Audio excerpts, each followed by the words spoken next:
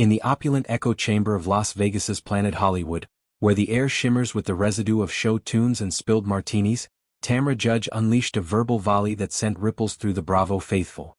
The 58-year-old firebrand of the Real Housewives of Orange County, RHOC, a veteran of 14 seasons worth of scandals and sisterhoods, didn't mince words during a taping of Watch What Happens Live's special Reading Room edition. Calling Jennifer Lawrence a bitch, with the casual ferocity of someone who's weathered worse tempests, Tamra transformed a red carpet slight into a full-throated defense of her legacy, and in doing so, reignited the perennial dance between reality royalty and Hollywood heavyweights. The spark ignited weeks earlier on November 2nd, amid the frenzy of a press junket for Lawrence's latest cinematic venture, Die My Love. The Oscar winner, 35 and unapologetically outspoken, was cornered by Access Hollywood's microphones, her casual candor turning surgical. "I think that Tamra is the most toxic of everybody." "Sorry Tamra, but you are," Lawrence declared, her words slicing through the ether like a well-aimed stiletto. She didn't stop there, weaving a tapestry of accusation that implicated Tamra in the shadowy machinations of RHOC drama. "She just keeps trying to pass off Shannon Storm's beater and all this drama on RHOC, and I feel that Tamra is really, like, behind the scenes."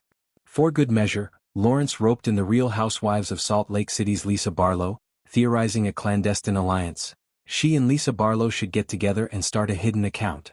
It was vintage J-Law, blunt, hilarious, and laced with the kind of insight that only comes from binge-watching Bravo as a guilty pleasure. Lawrence has long been a superfan, her love letters to the franchise splashed across interviews and Instagram. But this shade carried extra sting, landing like an unsolicited plot twist in Tamra's meticulously curated comeback arc. The Rock OG, who had clawed her way back from a contentious hiatus to reclaim her spot as the franchise's unflinching provocateur, felt the barb acutely. It was unfortunate that Jennifer said that. Tamra confessed on a BravoCon red carpet, her Kodo insurance empire builder facade cracking just enough to reveal the hurt beneath. "I feel like those are really strong words coming from her. I always looked up to her. I just think you don't know me. I'm on a reality show. There's a lot that you don't know." That deference dissolved under the reading room lights, where Tamra, flanked by a murderer's row of Bravo shade-slingers including Rock's Emily Simpson, Real Housewives of Miami's Gertie Abrera, Below Deck's Kate Chastain, Real Housewives of Atlanta's Phaedra Parks and Angela Oakley, and Real Housewives of Potomac's Stacey Rush, unleashed her inner warrior. The panel, billed as a night of sharp-tongued comedy and clapbacks, promised unfiltered dissection of pop culture's juiciest feuds, and Tamra delivered with the precision of a seasoned surgeon.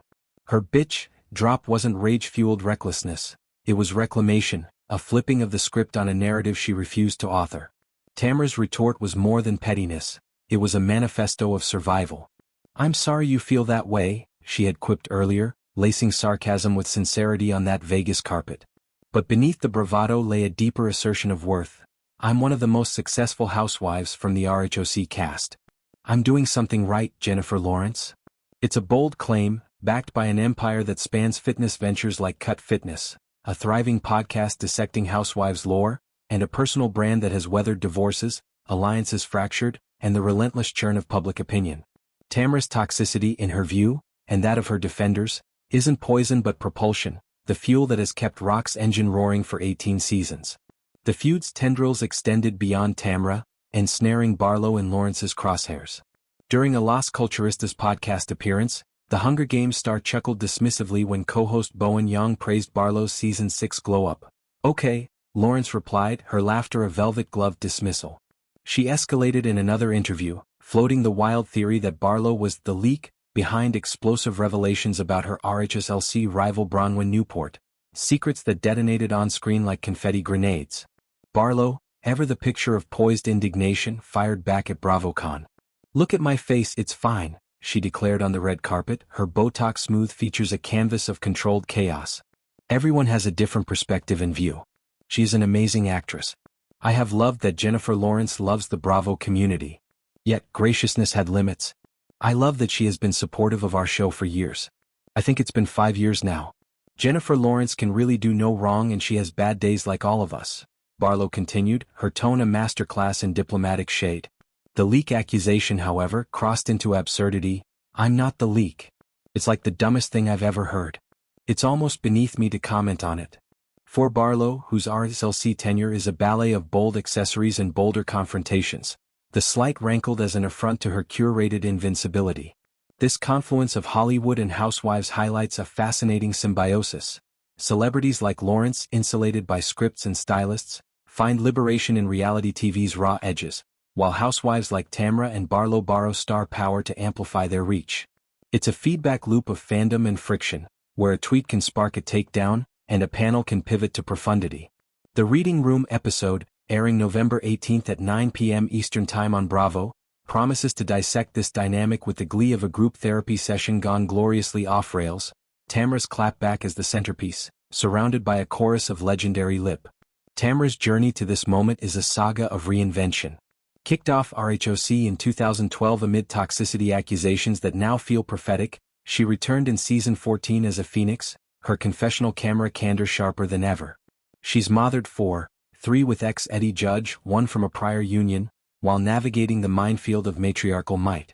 Her feuds with Beater, once volcanic, have mellowed into mutual respect, a testament to growth amid the grind.